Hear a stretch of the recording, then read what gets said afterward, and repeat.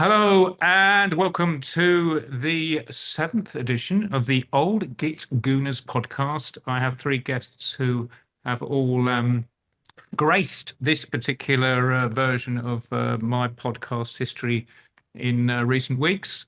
So briefest of intros. Mr. Marc Ollington is an old friend, an old contributor of the Gooner, and is now an avid supporter of the Arsenal women. So not sure how we'll get to that, or perhaps not. We'll see. But welcome along. Good evening, Mark. Good evening, everyone. And next up, Mr. David Oudot, who, of course, is I've introduced you so many times. I'm not even going to talk about the tattoo. I'll just say that basically it's wonderful to see you. And welcome to the podcast this evening, Mr. David Oudot. Thank you for having me. Do I qualify as an old git, as I'm the baby at 45? Well, if my son's been on, you can be what we call a 50% git, whereas he is a novice git. Accepted. Accepted. He'll take that. Okay. Now, finally, last but by no means least, a resident of Spain these days, but occasionally pops over to ask me for a ticket for an Arsenal game, which I was able to sort him out for last night. So it's a very warm welcome to Mr. Sebastian Wocker. Not technically resident, I may add. Right. I had no idea. European citizen, though. European citizen. And I also have a tattoo. You do? Well, I don't know. The Arsenal crest here. Oh, you do? Do you, Basti? I do. Do you want to see it? Yeah. Are we getting it out? Well, Yeah. as long as it's not going to put me into the obscene category, Best. You can do it. It's a bad old one. Done Yeah. by an proper one. Argentinian in Barcelona. Oh, okay. When we won the double in '98, I think I was on holiday there at the time. I had the program with me with the crest on it. It was a no-brainer. Yeah. Okay. Were you drunk or perfectly sober? No, sober as a judge. Right. Okay. The only thing is, Basti, those people listening via podcasts or iTunes, whatever it is, won't be able to see that. Only the YouTube viewers, but they have to come on. Well, it's an old-fashioned crest with the gun facing the correct way round, in my humble opinion. Yes, I think we can picture it for the listening audience. The majority of which actually, the people who experience this podcast are listening. YouTube is a little added bonus, which might take off in time, but it's on the platforms Spotify and Apple mainly, and whatever else is out there that picks this RSS feed up. But on to matters we're here to discuss, which is Arsenal Football Club, of course. And we have a loose agenda, but I know these guys, they just like to shoot the breeze. So I'm just going to ask about the mood in the room right now. We've had a challenging, I would say, time since the international breaks in terms of the intensity of the fixtures, the opposition, and the situation with the injuries as much as anything. Are we feeling as optimistic as we were before, let's say, the 2-2 draw at Sunderland, when we were absolutely flying, we weren't conceding any goals? That's not the case anymore. Are we wobbling? Is this sort of a potential, David Oudot? I'm going to go to you first because you're shaking your head.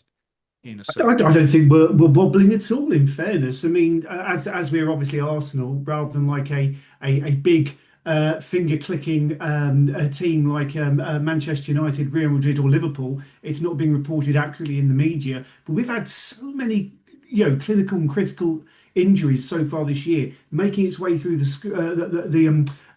Everything apart from goalkeeper at the moment, but we're still playing as well as we are, getting results as we are. I think we're doing bloody brilliant, to be completely frank. I mean, we have got the best central defensive pairing in Europe, nay, the world. And to say it was obviously a surprise for all of us that the two essential newbies had to start away at Stamford Bridge, which, regardless of how good the opposition are, it's always an incredibly difficult way to go. They're absolutely magnificent. It looks as though, even though they're the substitutes, that they're not to the highest standard, but they're there or thereabouts. Considering their ages and experience. I mean, no, I'm as confident as I was beforehand, to be completely frank, because we have so much depth. I think it's got like 7 E's in it. It's like depth. So I'm as confident now as I was before. I mean, that's the other thing. I mean, of our last 4 games, notwithstanding last night's, with all due respect to the opposition, training session, we had Spurs, Bayern Munich, Chelsea in a week and a half, old injuries and new injuries, and we came out with the equivalent of 7 points out of 10. Are we getting the praise that we deserve in the media? Of course we're not. But no, I'm very confident. Still the same as I was. Okay. Basti, I'm going to come to you because you've got an interesting. Yeah. Well, after I wouldn't call yesterday a training session. It certainly was for my dear old ticker. And I noticed someone actually left our row at one point, said, my ticker, and left 5 minutes early. He couldn't take it anymore. So this is an old Gits podcast. And then leaving, going down the stairs, someone was getting CPR full on. They actually had to close one of the stairways because an old Git like us was having some sort of attack. So for a training session, that guy had a walking stick at best, actually. Was that what it was? Well, I wasn't far off. I mean, so whereas in our end, we were saying, how good was it? It was 6-7. It was 6-7. So I was anyway. I don't think I've sworn as much at a football match for a while because it was. I found myself effing and blinding a lot because I was very nervous. I was very, very, very nervous until Saka scored that blinding goal off the palm off the goalkeeper that just kind of crossed the line gloriously. I'll take anything at that point. It was a lovely moment actually because it was really something to celebrate. But up until that point, it could have gone in a throw in off someone's arse. We know what it's like, football, and I was petrified. I'll be honest with you. Although when Saka and Eze came on, I was less petrified. I felt we've got that squad. We've got something will happen, and it did. But to answer your question. I still feel very, very good about us. Obviously, we're 5 points clear at the top of the league. We've had a really hard 4 games. Tottenham was okay. Tottenham was lovely. That was easy. Bayern, surprisingly comfortable. And yesterday was a bit nervy, I thought, and we didn't really connect. We weren't all that good. And and I've just been reminded Chelsea, I forgot about them, which Chelsea played well, to be fair to them, with 10 men. They were, as you told me yesterday, Kev, you used the word cynical, and they were. I mean, that foul on Marino was just horrible. And I don't know what the ref was thinking, getting his yellow out, why he needed VAR for that. And so long, he looked at VAR as though, well, I'm not sure about this. I'm like, come look at it once, cruncher, right? And there are still Chelsea fans in denial about that online, which is quite amusing. So, yes, listen, we've got a lot of points out of those last 4 games, and we've done very well with a squad that we've taken a few knocks. Does anyone know about what's happened with Rice? Because that's the thing that's worrying me at the moment. It's based on the gossip source that I've got, Arsenal Fanatics News, who were brilliant. He was they pointed out that after the game last night, he was walking around the pitch okay, he didn't go down the tunnel, and today he was having what is referred to as a standard post-match massage this morning at the training ground. So let's see. Well, that's. We will probably need him for Villa, so let's hope that's the case. Mark, you share a season ticket with your brother. Did you go last night or did you watch on television? I did go last night, and I must say I share Basti's sentiments. I mean, I agreed pretty much with everything that David said. I'm probably more confident than when I was on this last after watching the annihilation of Tottenham, which was an absolute joy. And then going to that Bayern game and being sat there and remembering those 5-1 massacres that we've had in the past and feeling pretty chilled out for the entire game. And even when it went to 1-1, it wasn't really that worried. And the 3-1 comes as no surprise against Bayern Munich. So something's happened and it's got a lot better. But last night, like you, Basti, I was, after 60, 70 minutes, I thought all it's going to take is a counter. They had like 8 corners or something like that. If you one of these to going off someone's arse, as you said, and we'd be scuppered. And we were doing that thing last night, and of course it's a tactic of when we take 85 years to take a throw in. And it went back to Raya. He was fanning around with it for passing it back out, back to Raya, taking an age. I sat there just shaking, going, what is going on? We're 1-0 up against Brentford, not 1-0 up against Real Madrid. Can't we have a bit of pace and injection here? But oh no, ball went off, throw-in goes. 84 later, you've gone for a coffee, gone for a wee, come back, the throw-in has still not been taken. So the entire time, I was petrified. But as you said, Basti, when that second goal went in, you realise job done, 2-0, brilliant. But then apparently you get back and it's an easy, routine 2-0 win. It didn't feel that way being in the stadium last night. But to answer Kev's original point, I'm feeling very positive. How can you not be over a third of the season in, top of the league in Europe, because it is a league at the moment, top of the league in the, Premier League, and we've lost one game all season and what, drawn two? It's not a bad place to be. Okay, well, I mean that's some interesting points there. Firstly, I know I'm the host, but I'm going to say this: I was less worried last night, so I think this has more to do with personality in terms of your reaction to events. I do feel that yes, Arsenal in the past have been jittery and have certainly conceded late goals through panic, but I do believe that has changed now. I think that's been ironed out. And I'm actually going to ask David Oudot, as you are a guest, to explain to Marc that whole throwing thing, that whole Raya thing is very calculated, very deliberate. It does not matter who the opposition is. There is a reason we do that. Please explain. Why do we do that? Oh, crikey. It's because referees are weak for a start. I mean, they don't apply the rules. What was it? Has any of the goalkeepers in the league been pulled up for having it in their hand more than 8 seconds? I mean, crikey. I mean, Donnarumma at ours in the home game. I think it was like 20 seconds a time. But it's to relax the players. I think by doing that, it slows the game down, gives them more time to recover. This is another reason why as soon as someone goes down for an injury, I mean, they're being fed with so much water, it's absolutely crazy. People are now copying it. So I think it's making sure everyone, stays as fit as they possibly can and not, making them run too much. They're my thoughts behind it. Yes, I think it's okay, don't you think? What's Because that? I think we should get money off our season tickets. I think the ball's in play for about 7 minutes every single game, the way we play at the moment. Well, you see, if it's winning football, we'll put up with it. But I do think that basically there's two sides to it. Number one, Arteta is obsessed with his team having the ball. Okay, for the plain and simple reason, if we have the ball, we're very unlikely to concede. Okay, so that's the first thing behind that kind of hold on to it as long as you can by whatever means. The other one is, as David basically said, energy preservation. A lot of games, a lot of intense games, certain periods of the game, very intense in terms of the way they have to press to win the ball back. And that does take it out of players. So I think, your average game is probably got the ball in play for 60 minutes. And technically, we're probably still doing that.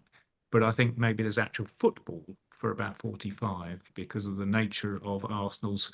And we use the word cynical about Chelsea. It's a different form of cynicism in my book, but one which is winning in a way that is within the rules, shall we say, because the throw-ins aren't being called up the time. There is no rule which says you have to take a throw-in in X number of seconds, although I can see them bringing one in if Arsenal keep doing it. Well, we have had, who was it who got, there was a sending off. Tomiyasu got sent off for that. That's it, Tomiyasu. And I mean, refs lose their patience, the fans lose their patience. One thing that worries me, apart from the throw-ons and all that slight time delay stuff, which is another form of time delay, is David Raya, when he's on the ball and sort of this poncing about with it, and the attack's moving in, and you're going like, oh, it's only a matter of time until something goes wrong. I mean, it's not good for the nerves, is it? And that there was a point yesterday, he had the ball and he did this thing where he kind of rolled with his hands. I thought, that something that could have gone wrong. He could have put the ball between his own legs and into the back of the net, because he was on the line when he did it. And I sometimes think he has got a really nasty mistake in him. Although that save he made yesterday was, I mean, there's no doubting he's a fantastic goalkeeper. Yeah, brilliant. The confidence, we can get overconfident in that last. And that's why I was so pleased we got Gyökeres, because now we're kicking the ball long a bit as well, which gives us all a chance to kind of, lower our heart rates a little, and being old gits, and, not run to the doctors for statins every 10 minutes or whatever it is old gits do, I'm not saying for the sake of it, Kev, but I think you wrote it about 10, maybe 20 years ago, about how the rules of the game should be changed, in the sense that American football lies it from a certain point of view, in the sense that if the ball is out of play, stop the clock. The clock goes down from 90 minutes to, what were you saying, about 60-minute game, that kind of thing. So it basically eradicates this time wasting, things like that. And I've been saying, when I read yours, I was like, I think it'd been in my head. I've been saying that since I was a teenager, because it's ultimately cheating, which honestly you don't really see in the women's game, but men are men, I suppose. But there we are. And don't get me wrong, David, if we're winning, it's fine. If we win the league come May, I'm not going to care how long we've taken on a throw-in.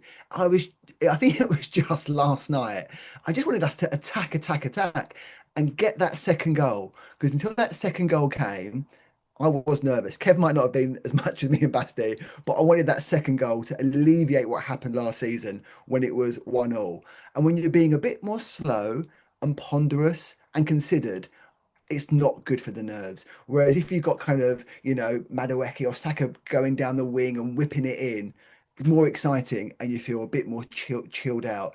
When you've got Raya sauntering around at the back and pondering here and there, it's not good for the nerves. You say time wasting to me, I think the cult hero that is Jens Lehmann. The man who wanted to do favours for ball boys. Don't worry, I'm going to go over the ad board and get it. To make a point to Paul Durkin, whoever it was, in the sense that Chris Kirkland has been doing this the entire bloody game. And who does he book in the 89th minute? And the look that Jens gave him, crikey, I felt sorry for Paul Durkin, But anyhow. Nice retro reference there. A friend of mine called Adam Kinn called him Krusty the Clown, which I thought was quite a good name for Jens Lehmann, the character from The Simpsons. There was something Krusty the Clown about him. Apparently, didn't he go to a neighbour with a chainsaw and saw his shed to pieces or something because it blocked his view? This is the man who's registered the Invincibles as a trademark and refuses to sell it to Arsenal Football Club. No. Yep. Yeah. Das ist der Lehmann-Band, ja? Ja, in Ordnung. What a guy. Okay. Mark, I think you were going to say something there. No, I was laughing at Basti and David. Okay. All right. Well, let's talk about sweeper keepers then, because the one thing I think about Raya is he's got license to do these daft things, which might freak us out, but it's Arteta's down with it. And what really fascinated me in the Spurs and Bayern matches was that we had two sweeper keepers in operation. The original sweeper keeper, Manuel Neuer, and David is a goalkeeping man, will appreciate that mention. And of course, Raya, who does pretty similar, really. Now, granted, Bayern were going for it, trying to get back in the game when that Martinelli goal happened, which was brilliant because of Neuer was pretty much, he wasn't on the halfway line, but he was too far short. And of course, Zubimendi lost possession against Spurs, which gave their away supporters about 10 seconds of pure delight to go alongside the 89 minutes plus of pure misery they faced that day.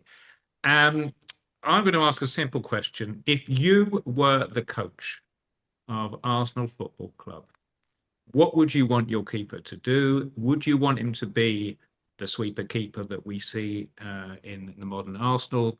Or are you an old-fashioned type? Give me David Seaman because I know he's going to protect my goal. Where are you on that, Mr. Ollington? I am probably more towards the David Seaman type, but only because, as much as I love Arsenal and where we are now, I don't quite get modern football. So the whole five subs thing, still getting my head around that, and the constant changes that happen, the way tactics have evolved and changed. And don't get me wrong, I recognise that Raya is a fantastic keeper. Just going back to that save last night, in real time, astonishing. The guy's got bags and bags of talent, but it comes back to the nerves. I always think, as talented as he is with the ball, we're one kick away from, a goal going in. But I'm sure, Arteta's done the stats. They probably think for every 10 games, one mistake made, it's worth it for everything it gives you playing out from the back. There's like 84 people in the pit crew figuring this stuff out. But just with the eye test and watching it as an old git, I do find it rather stressful. Okay. Basti, Seaman, or Raya? Oh, what a question. Great question. Basti, unmute. Sorry, I think you can. Sorry about that. I think you can have a bit of middle ground. I think you can have a bit of Seaman and a bit of Raya, and I like that Raya has learnt how to. He does pass quite well. His long balls are pretty good, and he's got the sweeper keeper thing down pretty well. I can imagine Seaman doing that though. God, that just wouldn't have worked, would it? But I do like Raya because he's just a great goalkeeper. I think it's a Spanish thing too. This whole because Zubamendi had a moment of, well, I'll just hang on to the ball and show these Tottenham mugs what I'm made of, and oh dear, it's the goal we didn't want to see. Richarlison lobbing Raya from. So there's this overconfident ole, I'm going to show you how it's done thing because we're that good, we're in control. A cockiness that can, if we are not humble, we may be humiliated, as a thing that springs to mind. So I think we've got to be a bit careful. There's a time and a place for it, but I sometimes worry when we pass it around from left to right, backwards and forwards, and we don't really leave our penalty area scarcely. When really a long ball, I did notice yesterday as well, our attacking midfield, there was a big space up front. There wasn't really anywhere to pass to. And when Madueke got the ball on the right and he's running down there, he was quite often on his own and there wasn't anyone there for him. And it was like Marino hadn't sort of caught up, so we were missing. That's the thing with Gyökeres is, he will be up front. He will be up there. We do have. There's still a work in progress. But hey, look, with our imperfections, we're still looking bloody good, and we're looking really strong. And I think Arteta would say, look, there's still work to be done on tightening the screws of this machine a little bit. But I'm glad we've got that outlet now, that it's not just like last season. All it was passing it around at the back and playing out of the back. That's all we had. And now at least we've got something else. So that does give us some kind of releases the pressure a bit. Okay. David, you are a goalkeeping man. Do you have a preference between Mr. Seaman and Mr. Raya's approach? Well, somebody got thrown in goal when I was 10 years old because I think I scored 3 own goals in 4 games playing at centre half. In that era, we've got put in goal because we couldn't play football. As Basti was saying with regard to David Seaman, that's how it was. But the game is evolving, essentially. I see videos of every year on sadly the anniversary of David Rocastle's death, God rest his soul. I watch his goal in the first game I ever saw, which was at Highbury 3-0 versus Middlesbrough. And he's still one of the best solo goals I've seen. Because our seats at Highbury were West Ham lower, and he got the ball directly in front of us and just did a zigzag all the way through to the other side of the box and put it in the opposite top corner. Anyway, point making is that was a footballer, whereas and it was played about a quarter of the pace. Whereas now it's so much to find a goalkeeper who can play. Whereas again, growing up, it was one of those Brazilian goalkeepers or René Higuita at Colombia, in the sense that they weren't that good a goalie, because everyone in those countries thinks that they're proper footballers. But I mean, it's just changing. I mean, but does Jordan Pickford do it? No. Did Joe Hart do it? No, that's why he got the elbow from Manchester City. I mean, it's a thing that's just growing around the world. And anyway, in answer to your question, it's like that. That's the way it is. And when you brought it up, all I immediately thought of was in the style of Cristiano Ronaldo, when Aaron Ramsdale gave an interview that essentially destroyed his career. If you remember that, when he said, that's the thing that I just can't concentrate. So, I mean, during the course of the game, I mean, things kind of like phase out. So I have to do a couple of laps of the aerial, things like that. And within 2 weeks of that, we played Sporting Lisbon in the Mickey Mouse Cup, and he got lobbed from the halfway line, but just because he wasn't concentrating. It was a proper, oh shit, I won't forget it. It was, oh shit, he shot, ran after it, but, couldn't get anywhere near it. Whereas Raya is strictly in following the instructions from his line manager. I mean, it's the way it is, and Ramsdale wasn't up for it. I mean, personally, I felt sorry for Bernd Leno, who's one of the best goalkeepers I've seen wear an Arsenal shirt. And I thought it was really, really harsh that Ramsdale came in for him. But obviously, his passing, Leno's isn't as good as Ramsdale. But there we are. So Dave Raya is what it is. Even though he's only 5'11" and as a 6'3" guy, he's not proper goalie height. But there we are.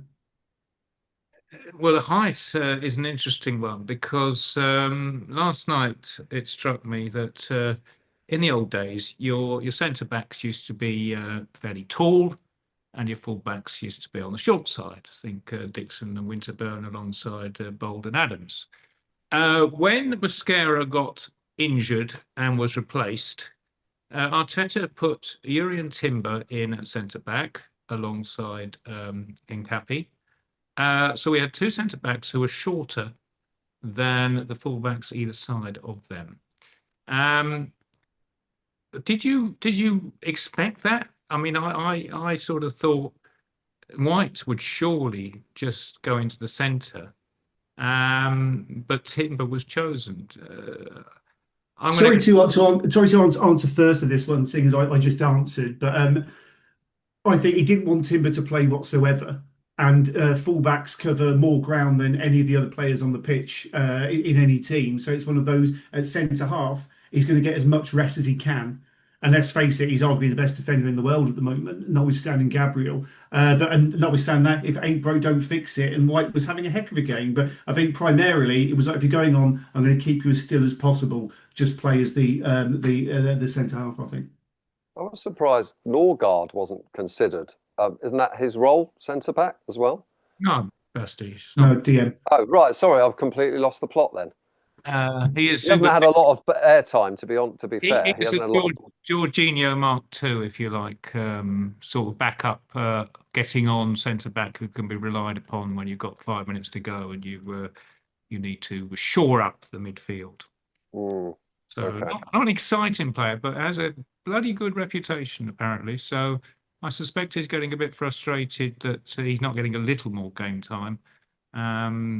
But Zubimendi is so good, and sometimes Arteta will even refer to play Rice back there. I think it might have been also because White hasn't had any game time at all to speak of, or not much, whereas Timber's had a lot, and he's thinking, well, I don't want to confuse the lad a bit. If I suddenly put him centre back now.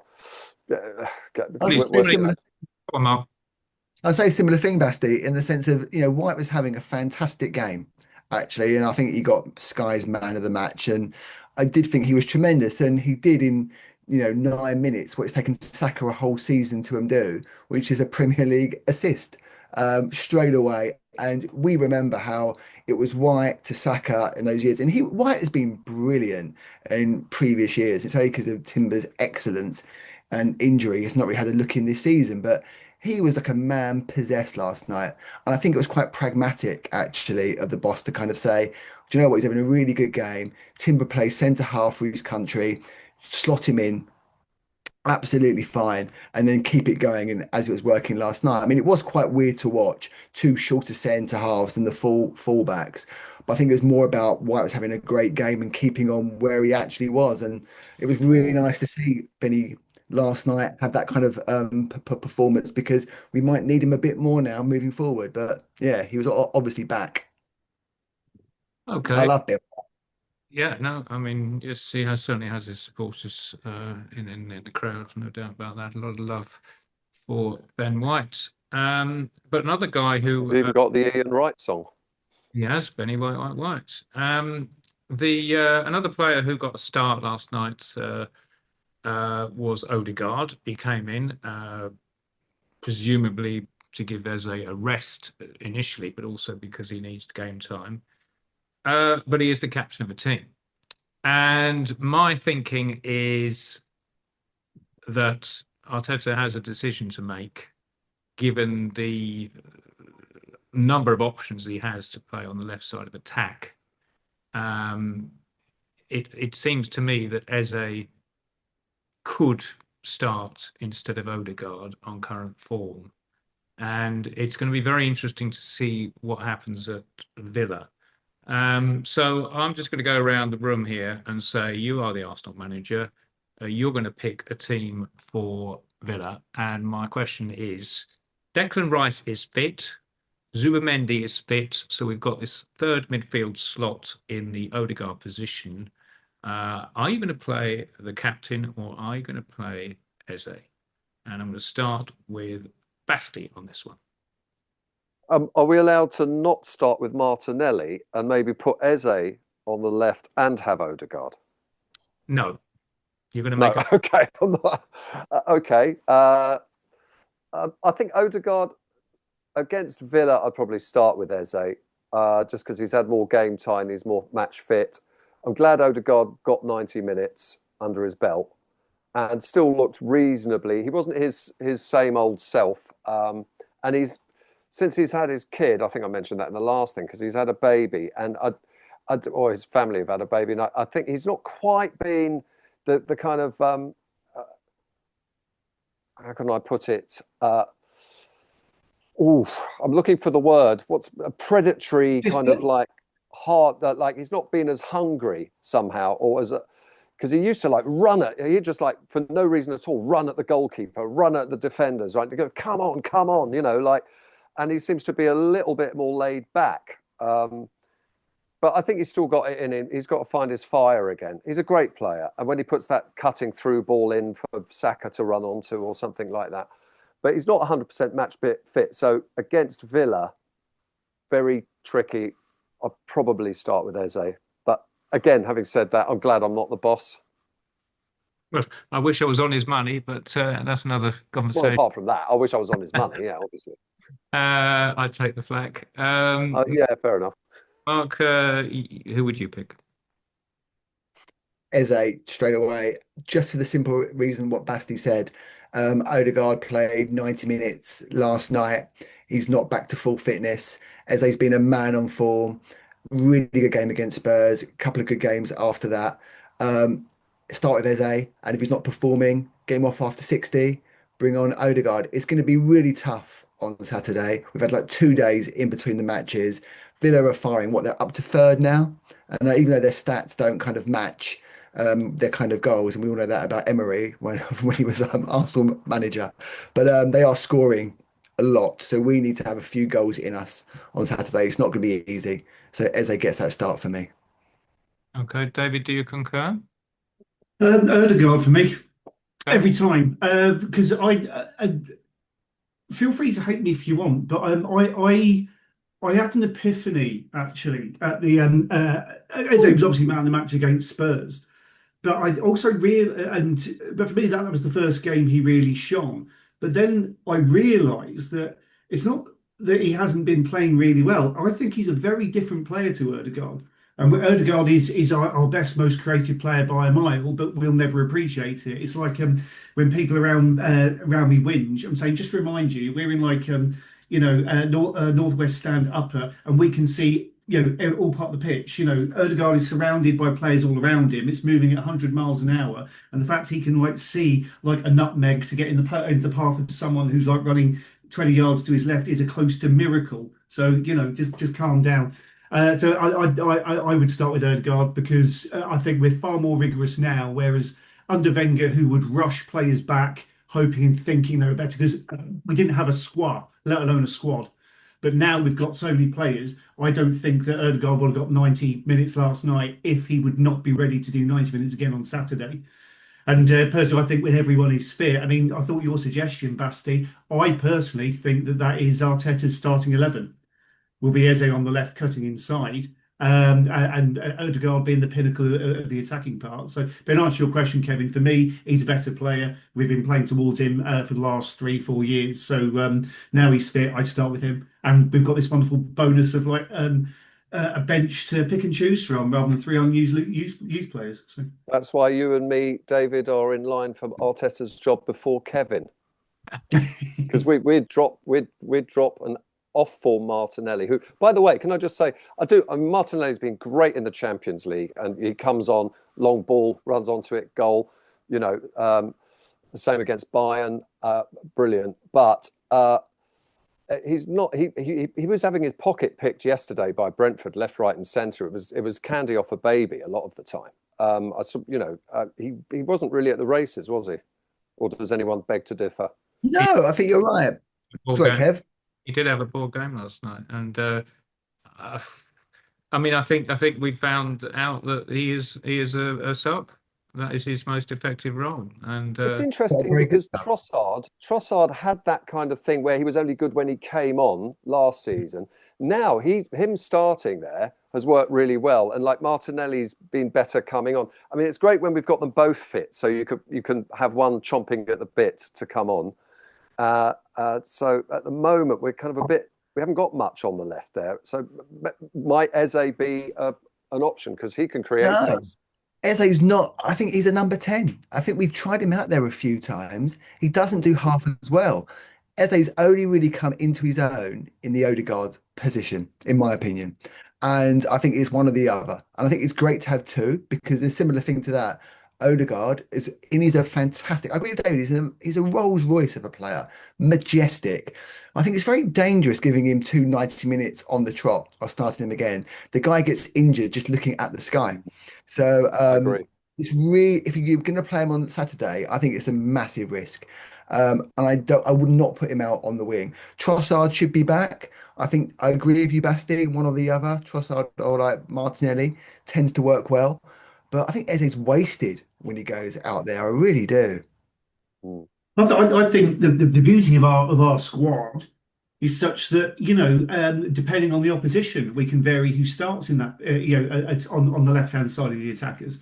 In the sense that if their right back is relatively slow, I'd start Martinelli every time because he'll get that right back a yellow card within the first 10 minutes, which gives us a further advantage. But if we know already it's going to be a brick shelter of a right back, who's going to do an Ozil, as it were, on Martinelli and scare him out of one kick, that kind of thing. In that case, you play Eze, who's going to completely confuse him with like brilliant ball skills. I mean, personally, I'm a massive Madueke fan. I mean, every time we demolished Chelsea in the last 3 seasons, he's shone out by a mile, and he left Ben White on his arse a couple of times.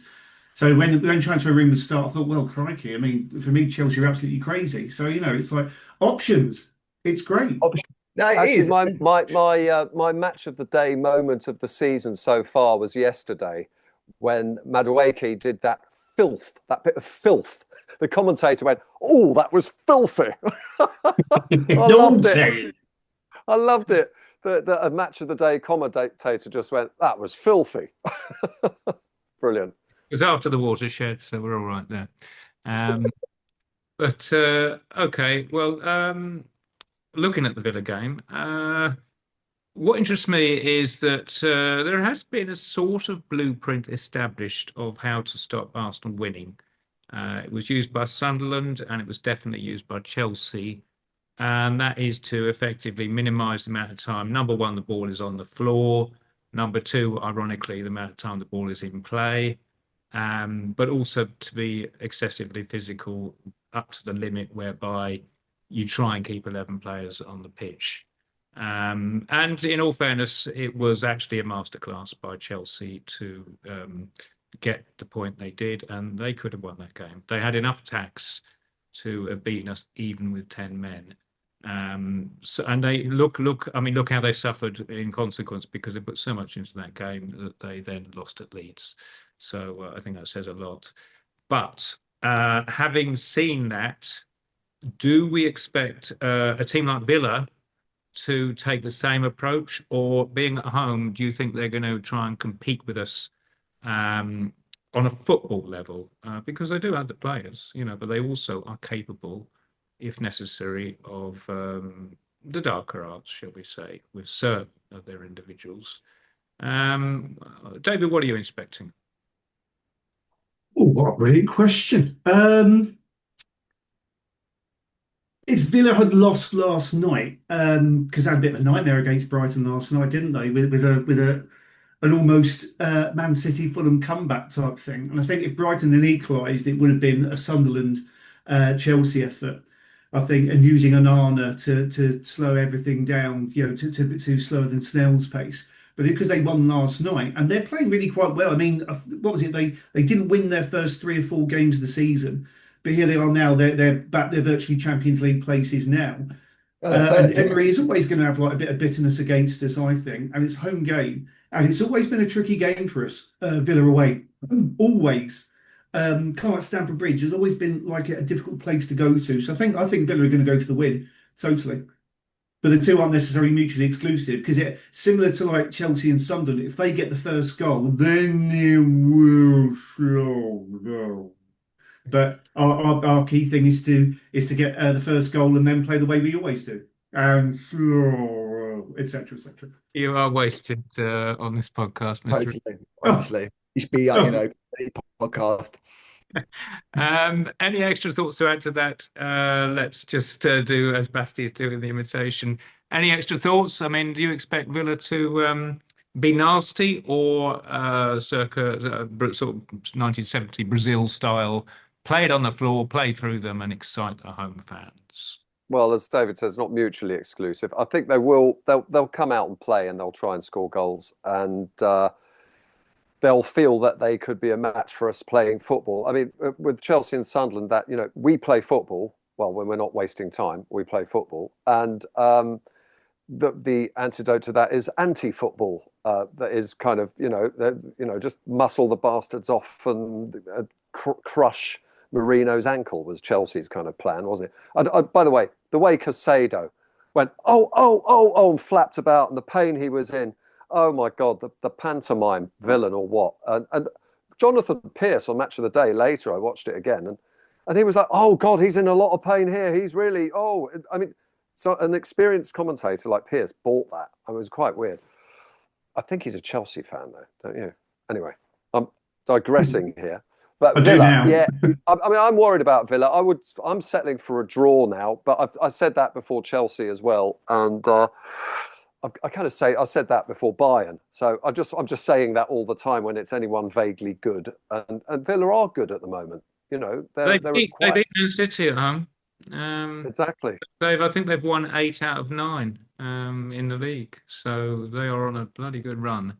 Yeah, it'd be one of our toughest games left. When you look at all the games we've got coming up, we mentioned we've never been good at Villa Park. You chuck in the Emery factor, the fact they're on such a good run at the moment, scoring really freely at home.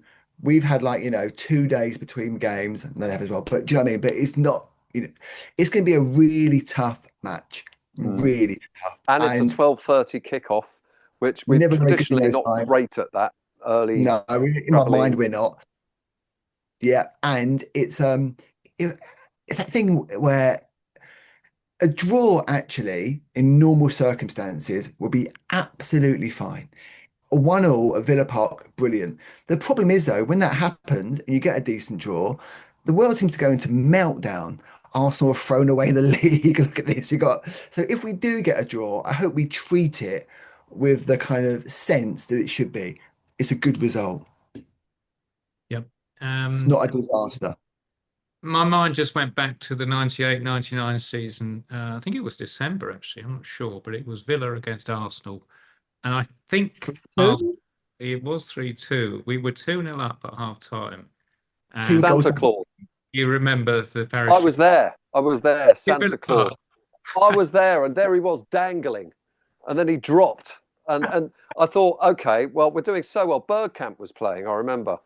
He's got 2 And goals, I they think. Both are delayed it goals. by Up at half 40 time. minutes or something, half time, and we're all standing around there in the cold. So hang on, Basti. Just to clarify, as a witness in the flesh, Santa came in on a parachute, and his parachute got caught on the stand. Is that I right? got caught on the stand. He was meant to land on the centre spot, but he went way off target. Ended up on the dangling from the stand for a bit, then suddenly just sort of dropped, and it was like, oh no. And Do then we know what happened to the actual individual? Presumably, he was stretchered off, and not in a good. He was treated there on the there and then for quite a long time by the side of the pitch. I seem to remember. Then I went for a bit of Bovril or something because it was just, and then when I got back from the Bovril, he wasn't there. And we're 3-2 now. But anyway. Sorry, Mark, said it again. We shouldn't laugh. I mean, the poor guy probably had a pretty nasty time of it. I did. I'm not laughing at Basti, but to be fair, it was 25 years ago, whatever, it's fine. Well, there is that. 30 years ago. My thinking is But this. anyway, they came back and won, didn't they? They did. They 3-2, yeah. I think it disturbed our players. The break was too long. They lost the focus, and they were a bit thrown. And the rest is history because we lost that title by a point or something. It was very close. Yeah, they are a bit of a bogey team, Villa, and they have been in the past. So we've got to hopefully with this squad and this team and the momentum we've got now and the mentality we've got now, we can go out there, push forwards, and say, sod this, let's have it anyway. Didn't we beat them last season? We did beat them. I don't remember. Yeah, we did beat them. Yeah. We did. So let's keep that one going, please. Touch wood.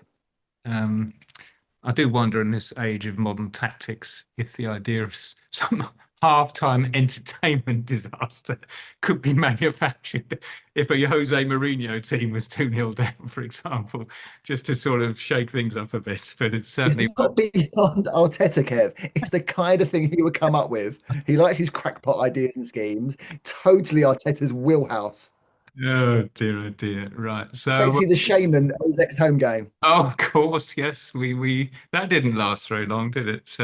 I remember also at the start of this season, there was going to be a new thing where when a player left at half time, they would nab one and do a quick interview. And I remember seeing Martin Odegaard do one. Has anyone seen any others? No, I think they must have been dropped pretty quickly. I think there's been a manager. I think a manager, not obviously not Arteta, but I think one of the lower half of the table's managers. I think, but no, It appeared, can't doesn't be it? anything. Yes, I do also remember when ITV first started showing live games back in the late 80s. I think they were going to do an in the dressing room thing, and Ron Atkinson let them do one, and that was it. There was no more after that. So all these innovations they talk about, they don't always come through. And I remember the Arsenal Millwall documentary on ITV. oh yes, When David Ellery was mic'd, and then the Adams was cameras were in David Ellery's change room afterwards, and George Graham, can I have a quick word? Not anymore. for the camera, brilliant. Yeah. Oh, good old days. Football isn't what it was, but God, that's really old Gittish to say good old days. Oh, it were great back then in them days. we are here, Basti. Don't you worry about that. Right, just seeing if there's anything else I want to desperately cover before we move on. Yes, I'm going to ask about Bukayo Saka. And is there any concern? Because, the other players that have got 2 years left on their deals, Gabriel, Saliba, also Nwaneri and Lewis Skelly signed extensions in the summer as well. They've been secured. The long-term picture is that we got these guys unless we decide we want to sell them. Now, Saka certainly looks like a solid Arsenal boy. He's effectively the vice captain, as far as I can make out. He gets the armband if Odegaard doesn't play. And yet, it is now 18 months that he's got left on his deal. Are you concerned at all that he might not actually renew, or do you think it's just details and he'll get round to it fairly soon? No, it's not My concerned at all. understanding from- He's Arsenal through and through, and he's not going anywhere. He loves us. He loves the club. He's going to stay. He's going to re-sign, get a new contract. What happens after that? But for a period of time anyway. I mean, why would he want to leave? He's a Gooner. David? As I've read elsewhere on Arsenal Fanatics News, it has been signed in the recent weeks. But I'll give them their due. The Cronkies, they're trying to American footballize us, I suppose, in terms of making like things. Maybe Arteta himself around the ground and around the club as a whole, in the sense that there's no need to announce it at the moment because A, we know it's done in real life. B, there's no sign dating all over the press or anything like that. But because we've got so much good news at the moment, we don't need to announce this until there's a bit of a lull, which will bring it up again. So I think they're just waiting to announce it when they have to. If, God forbid, we don't get 3 points on Saturday, it might be announced. And let's face it, Club Brugge game will be what it will be. So it could be like after that next week if we have to. If not, it will be just when there's the right moment. But the deal, in your view, is done. It just hasn't been announced. Yeah, he was pictured going when he was a day when he wasn't training last week. He turned up at the Emirates for which would only be for a photo shoot. Right, very good. Okay, Mark, do you share this confidence? I was worried until I heard from David. Now I feel tickety-boo. And so to me, it was a concern. I think he's a generational talent and want him to stay at the club. I made a joke before about not doing an assist for like a year in the Premier League, but he gives us so much more. And he was injured for a lot of that time too. He is a tremendous, tremendous player that does not come along very often. But why would he go anywhere else? I mean, neutral commentators who normally hate us are calling us the best club in Europe and the best club. And so right now... Well, Basti, you're right. But, agents, players, money, who knows? I agree with you 100%. Why on earth would he want to leave when he's come from the youth team? He's an absolute legend. The club's in his heart. Why would he want to go? But stranger things have happened in football, Basti, which is why he should, be better when he signs that contract. But according to David, it's a done deal. Trent Alexander-Arnold, you couldn't have foreseen that. Why wouldn't he stay at Liverpool? I think they're very different people, though. Yeah, well, I don't know, but it just... I mean, I think Saka's got a very good, wholesome kind of... There's just something very trusting and honest and straight about the guy. And I think that he's got his, I think he's quite a religious guy as well. He's quite kind of down to earth and quite sort of humble. And I certainly think, sure, how old is he now? Remind me. 24? 24? Yeah. Is he already 24? I think so. Oh, right. 23, correct. He's played 300 games for Arsenal. Same age as my son, so I know he's 20. God, I thought he was younger. God, time flies. But there's another old Git factor there. Suddenly, look how they grow up. He'll be turn around. He'll be 30. But yeah, I'd certainly like to think he's going to stay with us. Okay. Well, we're going to conclude today's podcast with something a bit special, and the reason I have these three particular guests is because I think out of the people that I generally have as panelists, these three guys knew him better than most, and partially because I did a lot of podcasts with him, but of course also social stuff as well. We lost dear old Steve Ashford in, I think it was in October. All four of us were at the wake for him on Monday last week.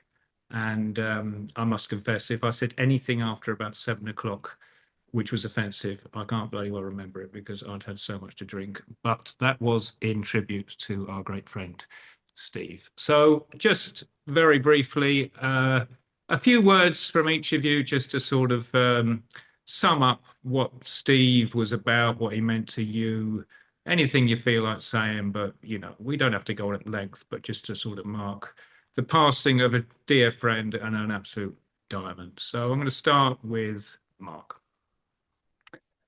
It's really hard to know where to start because he was just such a force of personality. And he was one of those people when I met for the first time, I think it was 1998, been waiting for the Gooner for like a season. And for the past 5 or 6 years, I just adored Steve's writing. At times it would make me laugh so hard. Other times I get really angry and quite cross with what he put, but always in a really kind of positive way, if that makes sense. Anyway, got to meet him at this end of season function. We just won the double. And so I said, oh, that Highbury Spy's over there. And I really wanted to meet the guy and, see what he was like in real life after loving his columns. Didn't disappoint. Charisma in abundance, really, really funny, and held my attention for a number of hours. It was a joy to be with him. And then over the subsequent years, very privileged to get to hang out with him, as Kev mentioned, on a social note. Did many a podcast with the chap. Just always the best company. Could hold a room. But the best thing about him, actually, I thought was he always was interested in what you had to say. Always seemed genuinely interested in, like, anything you might want to talk about, whether it was Arsenal, music, or anything else. And so he's one of those people where I might not have seen him for a year or two, but when I did catch up with him, it was like time had just elapsed in a second, and it was just a joy to see the chap again. So when I heard the news in October, there's people that knew Steve far more than me, and obviously we're a lot closer to him, but it affected me massively because he was just such a brilliant bloke that lived and breathed Arsenal, but lived and breathed life. He was just a great spirit and grabbed life by the horns and had the best time, and he'd be massively missed. And yeah, gutted that he's gone. Beautiful, beautiful. David, follow that. It's going to be hard to, as Mark's been in my head, in fairness. Whenever I saw the guy, he was always smiling, epitomizing always look on the bright side of life, visually, verbally, emotionally. He was all about smiling and everyone around him laughing. I mean, things I remember doing the podcast. He would. Basti will say more about this, but he deliberately poked the bear with like political laughs and jokes with Basti. To create a facade of himself of being ever so slightly more right than centre. But anyway, regardless, he was hilarious. He knew how to push the buttons. Whenever I'd meet up with him like the 12 pins to watch away games and things like that, and he'd ask me questions, list for everything that I said, but he'd always answer, be more positive than me, always smiling. But the best thing is, I'm not sure if any of you've probably all seen it, but may not remember it. But he actually features inadvertently, but directly. Bear with me. On an end of season DVD in those days would have been about, I would say, 90, but sometime between 99 and 2003, when it's the away at Watford at Vicarage Road. It was a lunchtime kickoff, and Henri celebrates directly in front of him, and you see Steve's beaming face applauding, and all you can hear is encore, encore, encore. And I think there was a second goal, and he celebrated there or thereabouts with Steve again, because Steve sat there in the front row, and that's something for me to always be able to look at. Yeah, just a great guy. Yeah, sorely missed already. Yeah, love him to pieces. Yeah, fantastic. Basti, go on him. Oh, tough acts to follow there on someone I consider a dear friend, and who, I mean, actually we had holidays together and travelled to watch Arsenal abroad together, and yeah, I mean his enthusiasm about everything, that sort of positivity, and that kind of cheeky kind of, he had this sort of little, it's like his eyelashes, not his eyelashes, his eyelids would be kind of like half closed in a kind of sort of jokey, am I serious? Are you serious about this or not, Steve? And he was like, he'd have this kind of take the piss out, same old Arsenal taking the piss. And Steve had that in spades. And I loved his writing because it was so honest and irreverent and properly satirical and off the cuff, and didn't care what other people thought. Ditto with his politics, which we were on different sides of the fence there. But he's the only sort of like quite right-wing person occasionally who I'd still end up just loving him afterwards anyway, even though we were sort of politically had different viewpoints. And he was just so enthusiastic. One little story, like we were in Sitges together with his mutual friend Terry, and we were on the beach, and he's in the sea, and he's going, oh, I love it. Oh, he was just loving being in the sea, and we were going, come on, we've got to go for lunch, and he just wouldn't leave, he just wouldn't go. And then half an hour later, we get to this little one-star pension we were all staying at, And the owner of the pension, who we'd got to know quite well, came running out and said, "Oh, if only you'd been here 20 minutes earlier, the whole Arsenal team were here."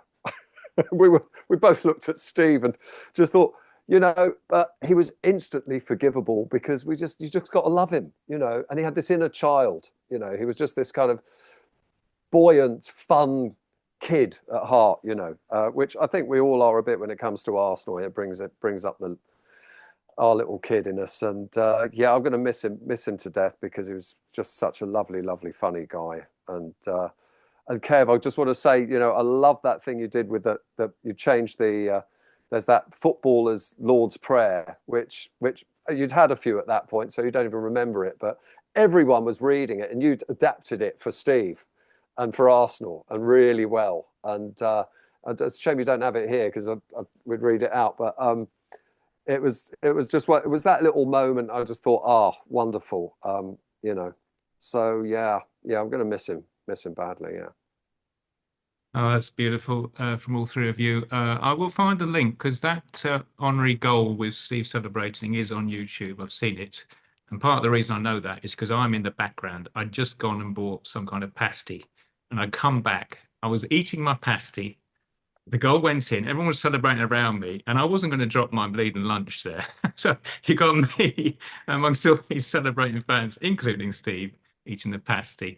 The other thing to mention is that most of the original online Gooner podcasts, I reckon probably about at least 40% featuring Steve, are still available on Apple Podcasts. So it's really nice just to go down memory lane and still have his presence there in that way. I've listened to a couple of them, and I've been cheered up immensely.